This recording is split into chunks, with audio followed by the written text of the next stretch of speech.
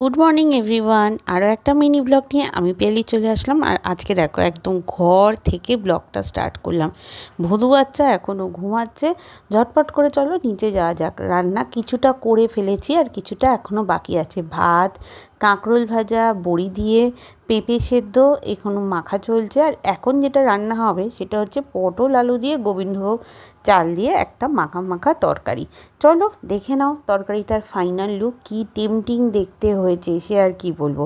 আর ওই চাল, পটল আর আলুর যে তরকারিটা করেছি ওটার সাথে একটা ডিমের অমলেট করে একটু বেশি করে ঝোল ঝোল করে তৈরি করেছি, কারণ এটা দিয়েই নেনুকে খাওয়াবো। রান্নাঘরের অবস্থাটা দেখেছো? সবজির খোসা পড়ে, বাসন পড়ে, বাসনের ঝুড়ি ভর্তি, চারিদিকে জবৎকার অবস্থা। চলো ঝটপট করে কাজ সেরে ওপরে চলে এসেছি।